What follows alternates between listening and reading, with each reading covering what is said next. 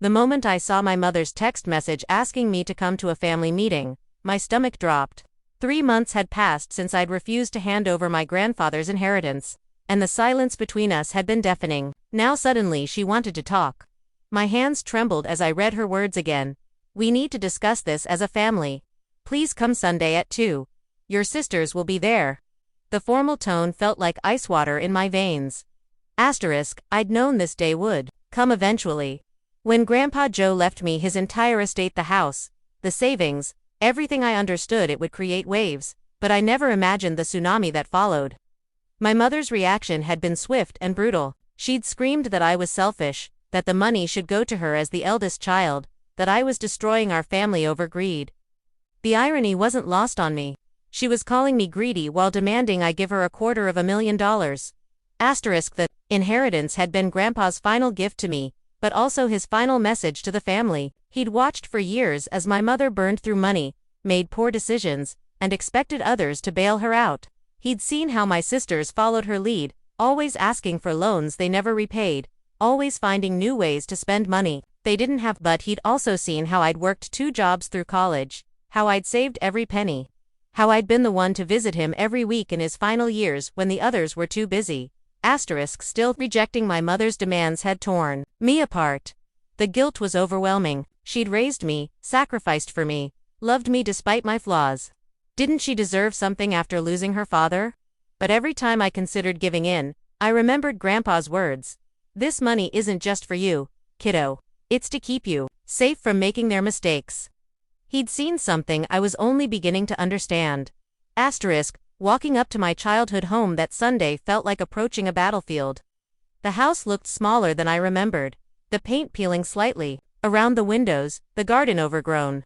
Mom had always been too busy with her schemes to maintain things properly. My heart pounded as I rang the doorbell, wondering if this was a trap or genuinely an attempt at reconciliation.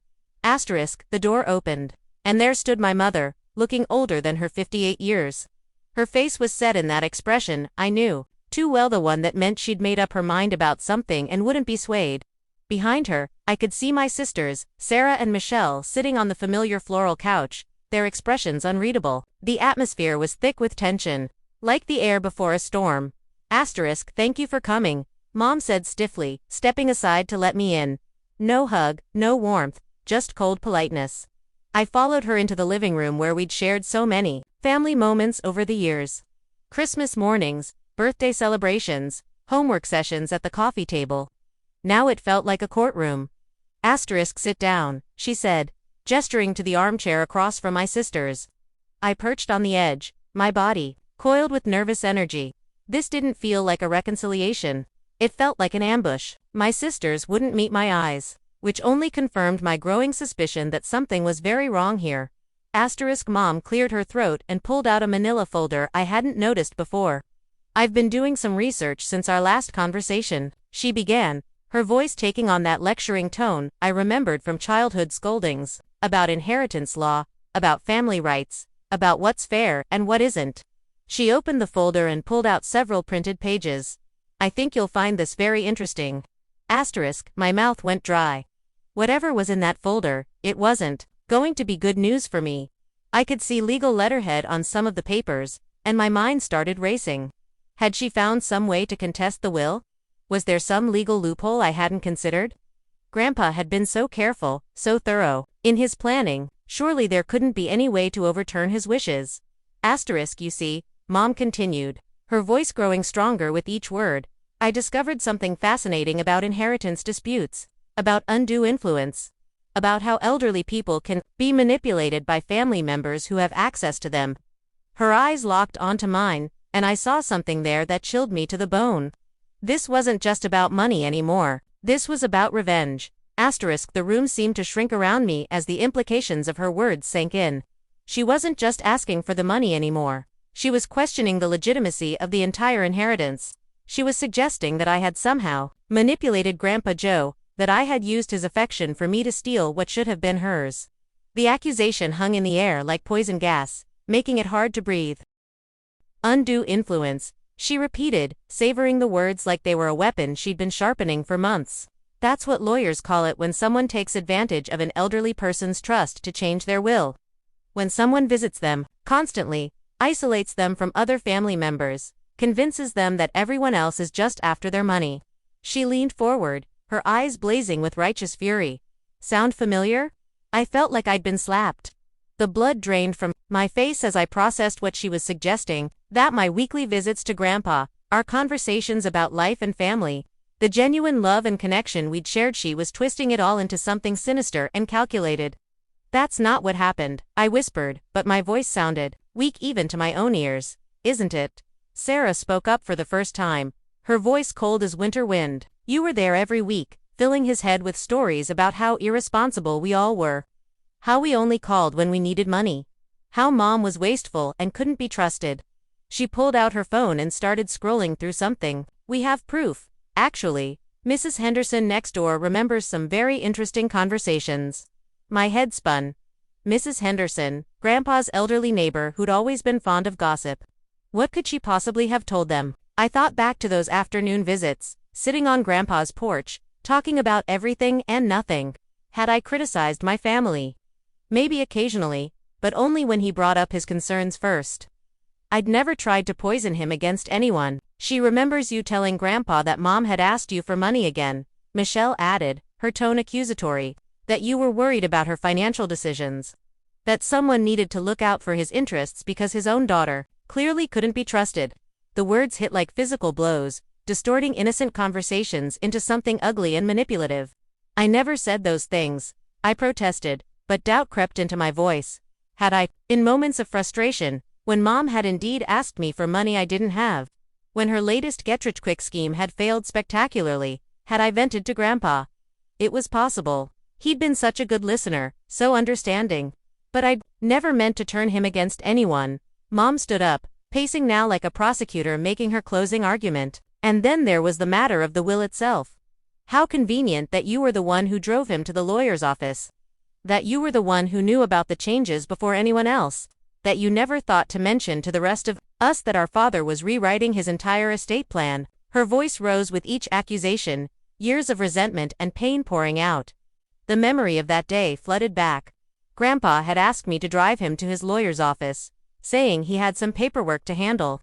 I'd assumed it was routine of attorney updates, medical directives, the kind of boring legal maintenance elderly people dealt with, when he'd emerged from the office looking satisfied and patted my hand, saying that's taken care of now. I hadn't pressed for details. It wasn't my business, or so I'd thought. I didn't know, I said desperately. He never told me what he was doing in there. I thought it was just routine paperwork. But even as I said it, I wondered if that was entirely true. There had been something in his manner that day, a sense of completion, of having settled something important. Had I chosen not to ask because some part of me suspected what he might be doing? But you knew something, Sarah pressed. You had to. The way you acted at the funeral, the way you weren't surprised when the lawyer read the will. The rest of us were shocked, but you just sat there like you'd been expecting it all along. She was right, and the realization made me sick. I had been less surprised than the others, though I'd told myself it was just because Grandpa and I had been close.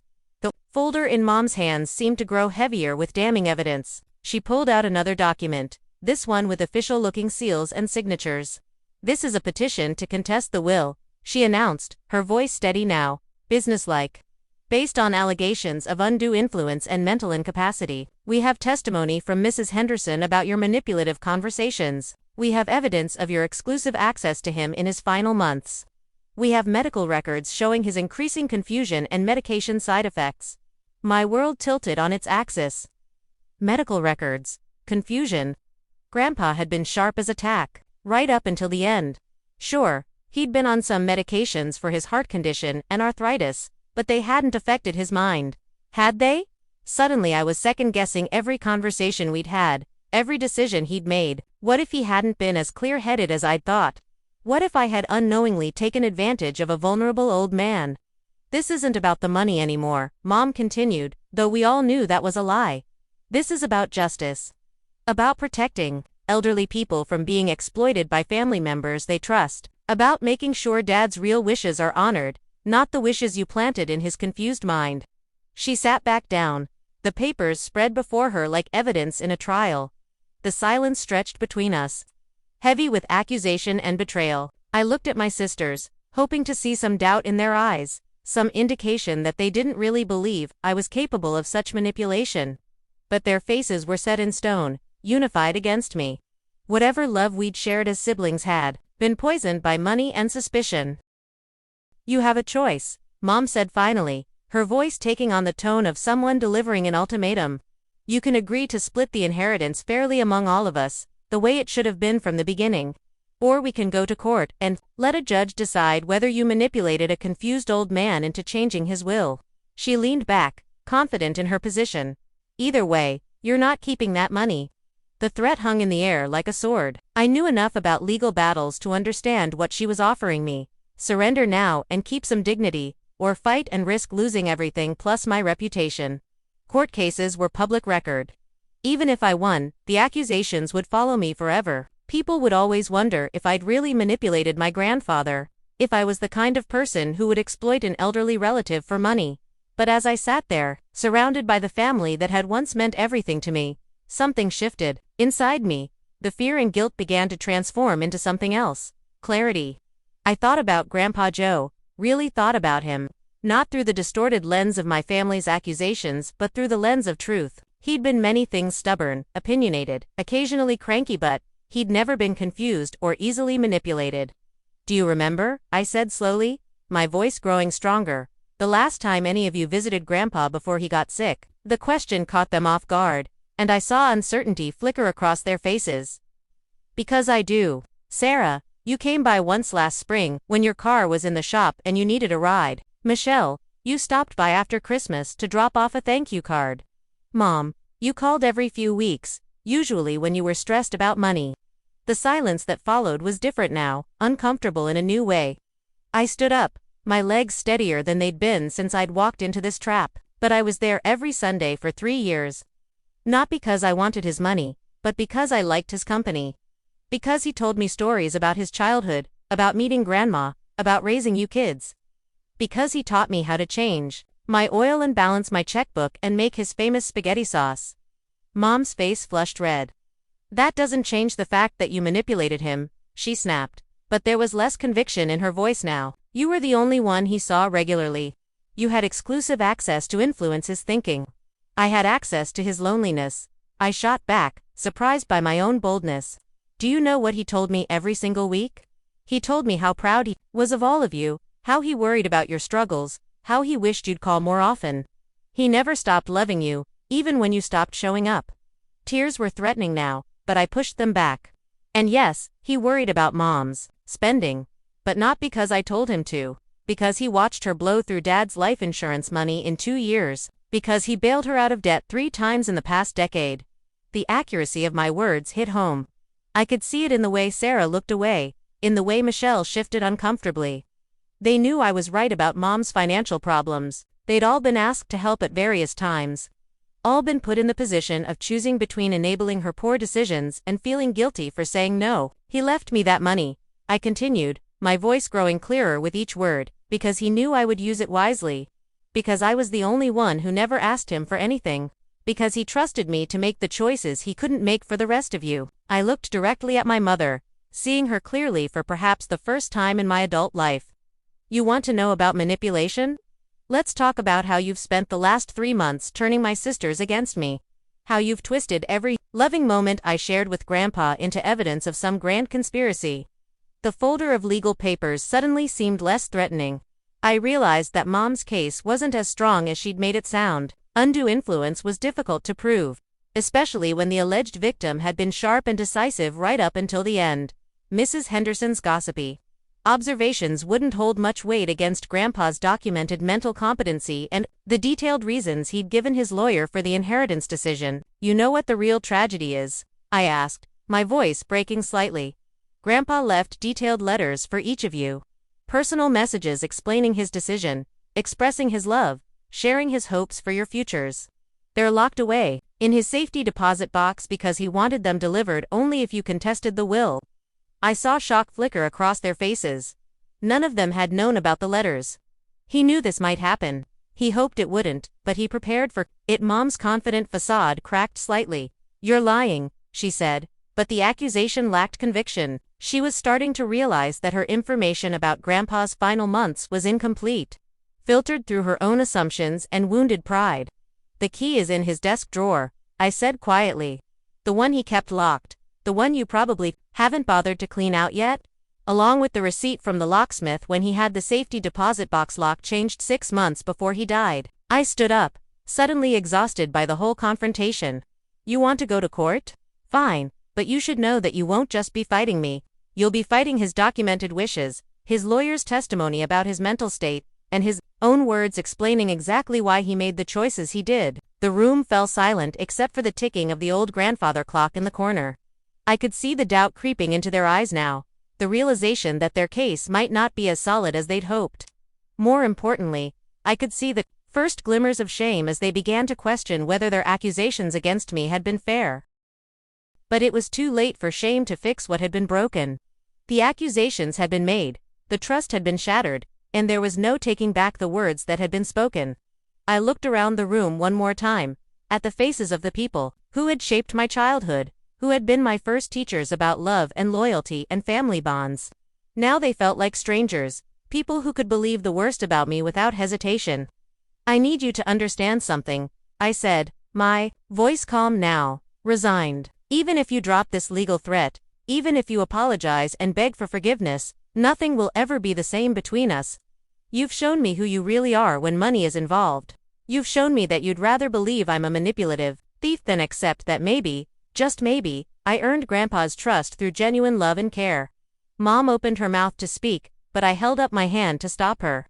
"I'm going to honor Grandpa's wishes exactly as he intended, not because I'm greedy or selfish, but because I loved him enough to respect his decisions even when they're difficult.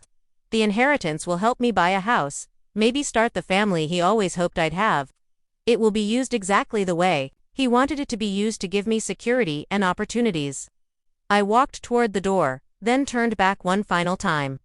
"But I want you to know that if any of you had come to me with genuine need, not want, but need, I would have helped. If Sarah's kids needed medical care, if Michelle's husband lost his job, if Mom faced real financial crisis, I would have shared what I had, because that's what families do for each other. But asking me to hand over $250,000 because you think you deserve it more than me, that's not family. That's greed, dressed up as righteousness." Sarah finally spoke, her voice small and uncertain. "We just thought, Mom said that since she was his daughter." She trailed off, realizing how weak the argument sounded when spoken aloud. Being someone's child didn't automatically entitle you to their possessions, especially when that child had a history of financial irresponsibility. "Grandpa knew exactly who his daughter was," I replied gently. "He loved her anyway. But love doesn't mean enabling destructive behavior. Sometimes it means making hard choices to protect the people you care about from themselves." I thought about the letters waiting in that safety deposit box, wondering what wisdom and pain they contained, what final messages Grandpa had wanted to share if this day ever came.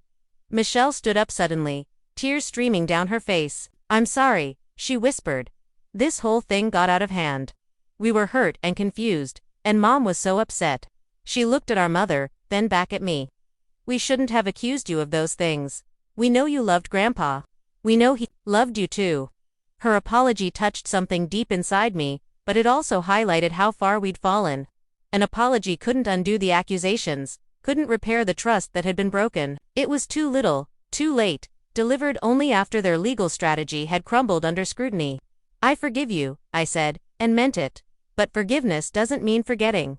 It doesn't mean pretending this didn't happen. I looked at each of them in turn. "I hope someday you'll understand that Grandpa's decision wasn't about playing favorites or showing love unequally.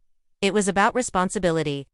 About trusting someone to carry forward his values and protect his legacy." As I walked out of that house for what I knew would be the last time as a welcome family member, I felt a strange mixture of sadness and relief. The guilt that had been eating at me for months was finally lifting. I hadn't manipulated anyone, I hadn't stolen anything. I had simply been present, been loving, been trustworthy. If that made me unworthy of my family's love, then perhaps their love wasn't worth having. The inheritance would indeed help me buy a house, just as I'd told them. But more than that, it would help me build a new life, one based on the values Grandpa had taught me rather than the toxic dynamics I was finally walking away from. I would miss the family I'd thought I had, but I wouldn't miss the family they'd actually turned out to be. 6 months later, I received a call from Sarah. Mom had found the key to the safety deposit box, had read Grandpa's letters. The legal challenge had been quietly dropped. Sarah wanted to talk, wanted to try to rebuild our relationship. I listened to her words, heard the genuine remorse in her voice, and found myself cautiously hopeful. Maybe some bonds could be repaired with time and effort. But as I hung up the phone and looked around my new home bought with Grandpa's gift, filled with his furniture and memories, I realized I was already complete without their approval. The inheritance had given me more than financial security. It had given me the strength to stand up for myself, to honor the people who truly loved me, and to build a life worthy of the trust that had been placed in me.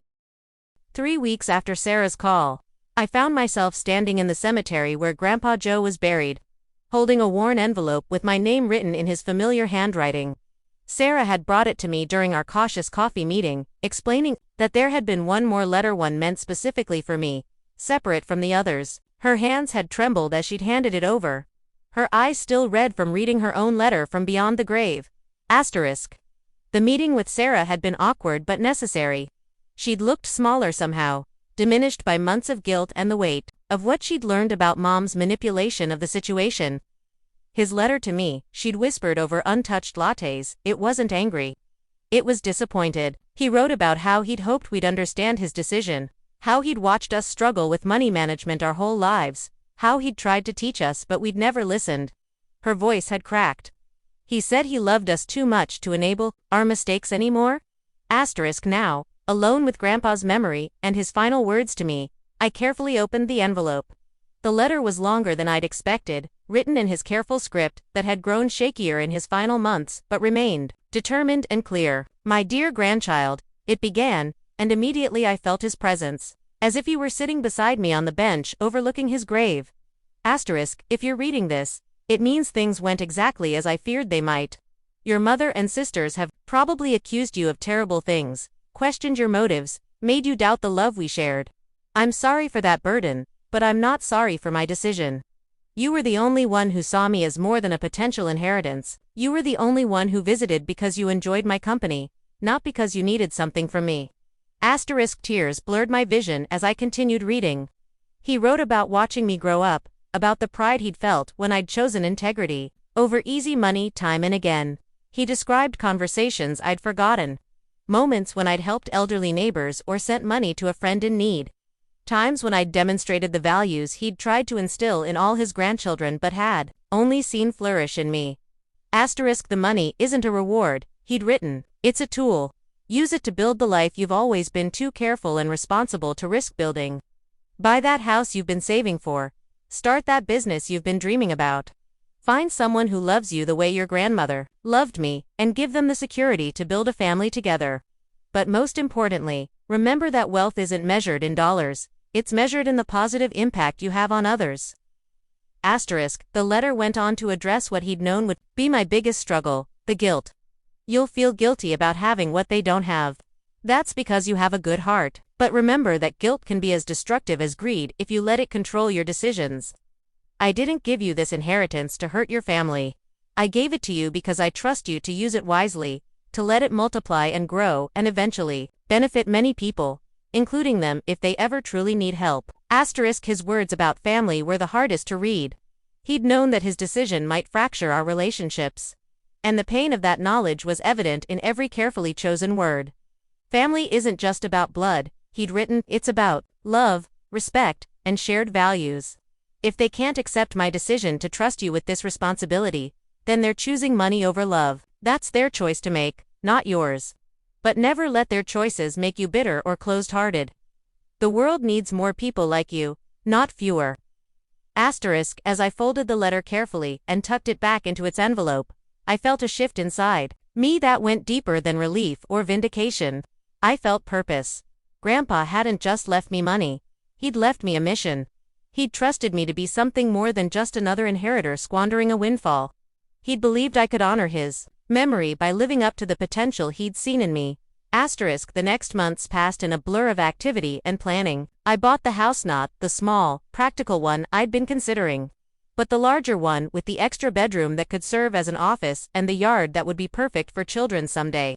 I started the consulting business I'd been dreaming about for years, using my background in financial planning to help other families avoid the destructive patterns I'd witnessed in my own. But more importantly, I began to understand what Grandpa had meant about wealth being measured in impact. I started small, paying for a neighbor's car repairs when they couldn't afford them, covering groceries for a single mother in my apartment building before I moved, anonymously funding school supplies for teachers who were spending their own money on their students. Each act of generosity felt like water on parched ground, nourishing something in my soul that had been withering under years of careful financial restraint. The business grew faster than I'd dared hope. It turned out that there were many families struggling with the same dynamics mine had faced: cycles of financial irresponsibility, enabling behaviors, and resentment over money. My own experience, painful as it had been, gave me unique insight into these patterns and credibility with clients who were tired of generic financial advice that ignored the emotional complexities of family money dynamics. By the end of the first year, I was earning more than I ever had in my corporate job, and the inheritance was actually growing rather than depleting. Grandpa would have been proud and probably not surprised. He'd always said that money flows toward people who understand its true purpose, and away from those who see it only as something to be consumed. The hardest part wasn't the business success, or even the gradual healing with Sarah, who had become my tentative ally in family gatherings. The hardest part was watching Mom spiral deeper into her financial dysfunction. Without the hope of my inheritance to bail her out, she'd thrown herself into increasingly desperate schemes, multi-level marketing programs, cryptocurrency investments she didn't understand, a series of business partnerships with people who were clearly taking advantage of her desperation. Michelle had called me in tears one evening, explaining that Mom had mortgaged her house to invest in some online trading program that had turned out to be a scam. She'd lost everything: the house, her savings, even the small pension she'd been counting on for retirement.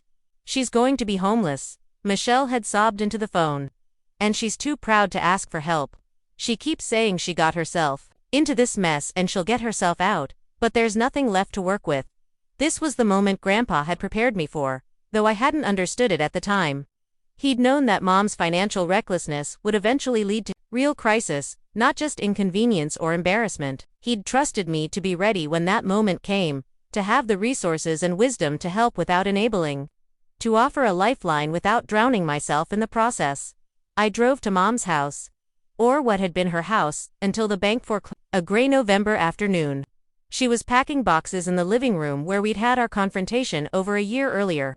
She looked up when I walked in, her face cycling through surprise, defiance, and finally a resigned kind of exhaustion. We hadn't spoken since that awful family meeting, though I'd heard about her struggles through my sisters.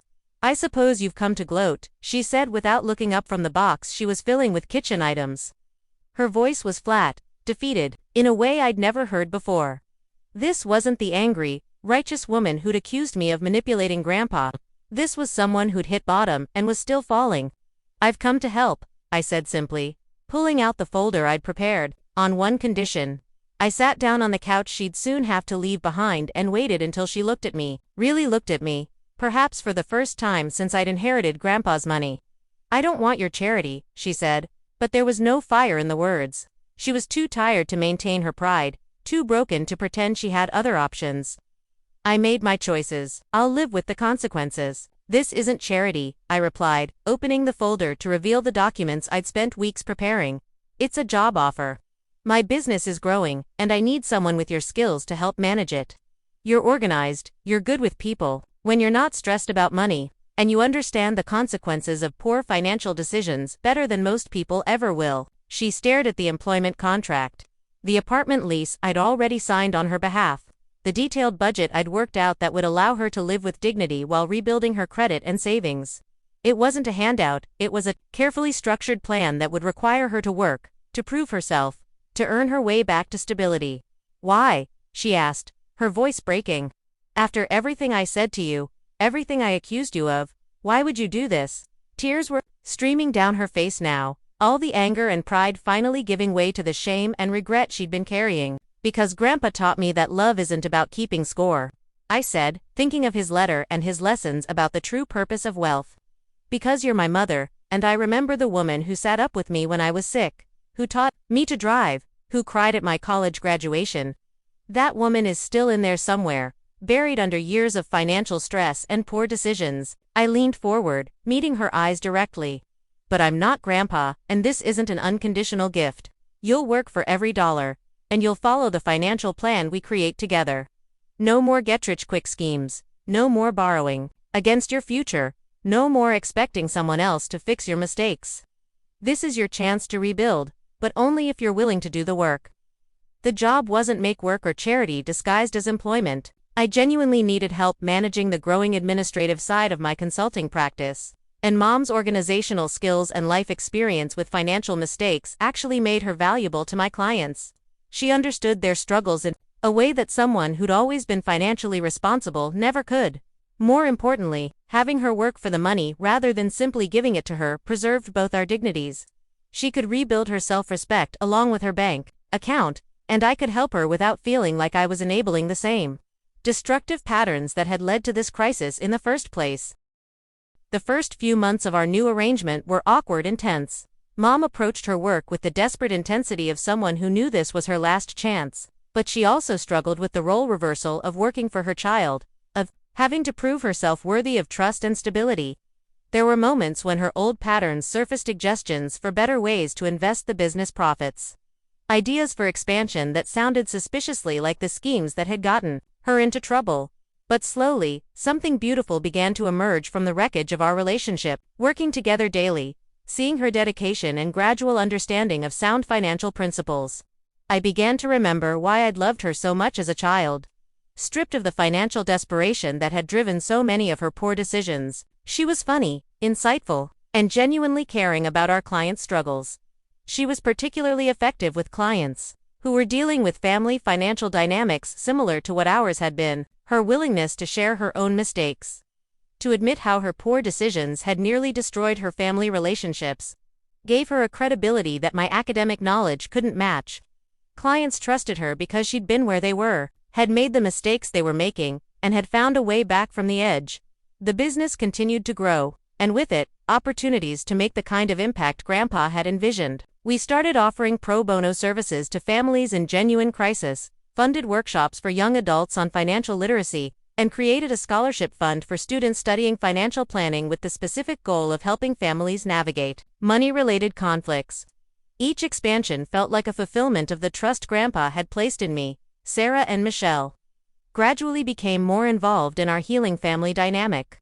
Sarah brought her teenage daughter to our financial literacy workshops, determined to break the cycle of money dysfunction that had plagued our family for generations. Michelle started her own small business with careful planning and conservative financing, proving that the lessons we'd all learned could lead to positive change rather than just damage control.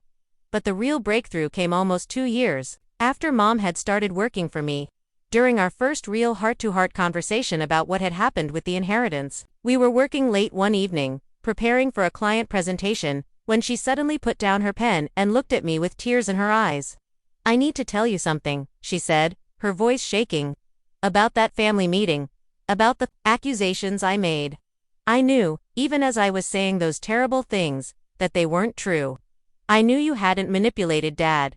I knew you'd earned his trust through genuine love and care." She took a shuddering breath.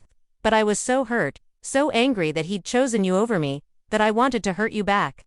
I wanted you to feel as rejected and worthless as I felt." The admission hung between us, raw and painful, but also somehow cleansing. I'd suspected as much, but hearing her acknowledge it felt like the last piece of a puzzle clicking into place. "I know," I said simply. "I think I've always known. That's what made it hurt so much, not just the accusations, but the fact that you were willing to destroy our relationship rather than deal with your own pain." We talked for hours that night, finally addressing the years of resentment and misunderstanding that had led to that awful confrontation. She told me about feeling like a failure as a daughter, about the shame of her financial mistakes, and the desperation that had driven her to increasingly risky decisions. I told her about the guilt I'd carried, the fear that maybe I had unconsciously influenced Grandpa's decision, the loneliness of feeling cut off from my family. Your grandfather was wiser than I gave him credit for, she said finally. He knew I wasn't ready for that kind of responsibility.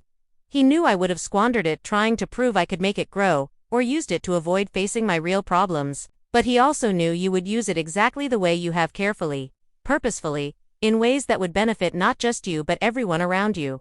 That conversation marked a turning point, not just in our personal relationship, but in my understanding of what the inheritance had really been about. It wasn't just money Grandpa had left. MIT was an opportunity to heal our family's dysfunction, to break cycles of financial irresponsibility and emotional manipulation that had been passed down through generations. As our third year in business together began, I found myself planning something I'd never expected to be able to do: expansion into multiple locations, each staffed by people who'd overcome their own financial struggles and wanted to help others do the same. Mom would manage one of the new offices, having proven herself not just competent, but genuinely gifted at helping families navigate the emotional complexities of money management. But more than the business success, what filled me with the deepest satisfaction was the knowledge that I'd honored both parts of Grandpa's legacy: the practical inheritance that had given me security and opportunity, and the deeper inheritance of values that had guided how I used that gift. I'd helped my family heal without enabling their dysfunction. I'd built something meaningful without sacrificing my own integrity. I'd learned to be generous without being foolish, firm without being heartless.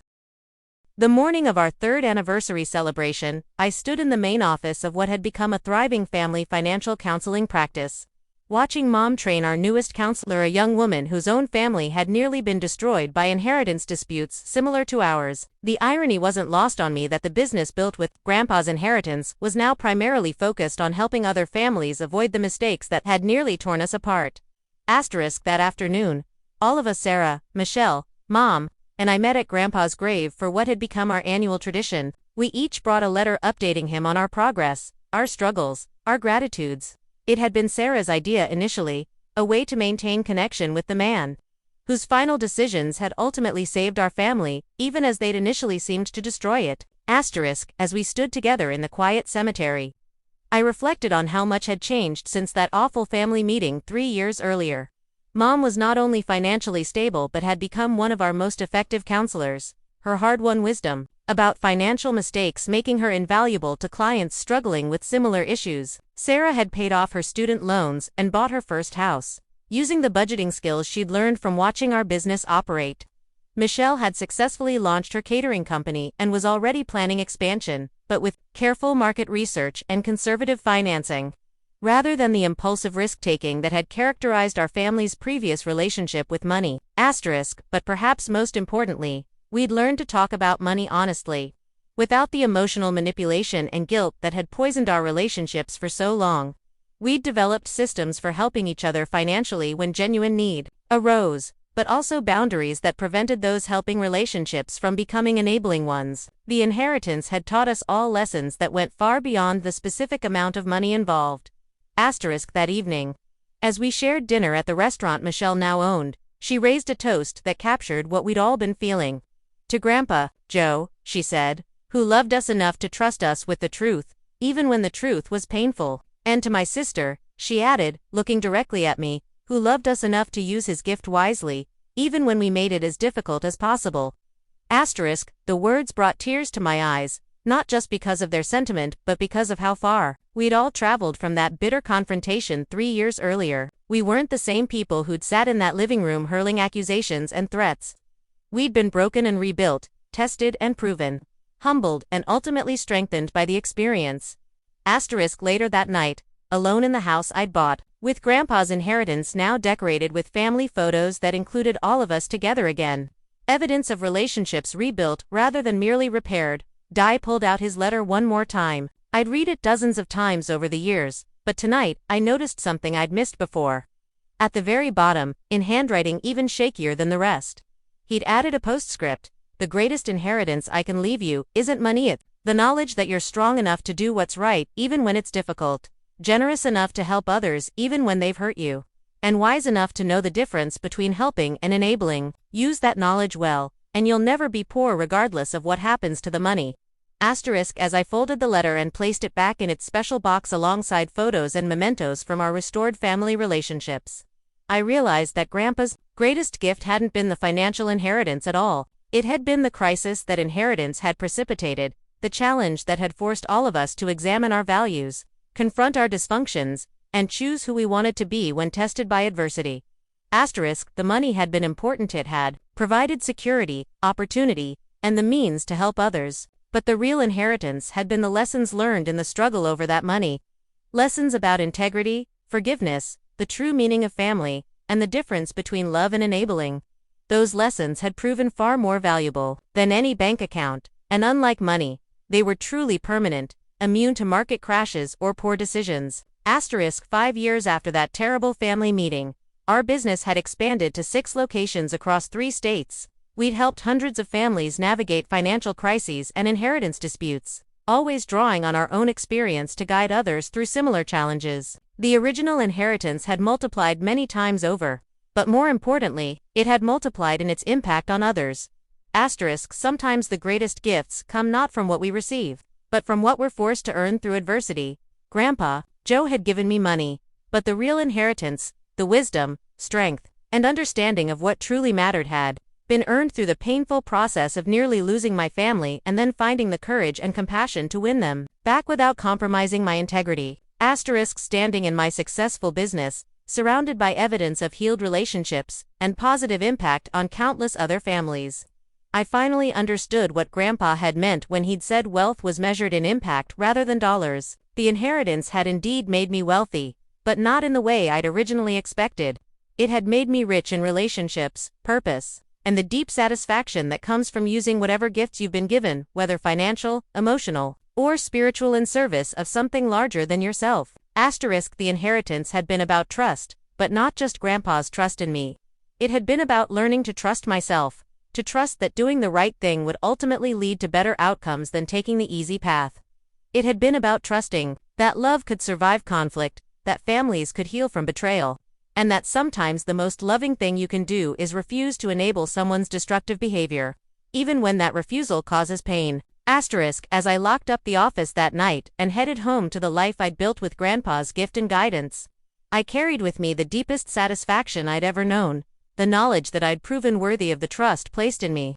Not just financially, but in every way that truly mattered.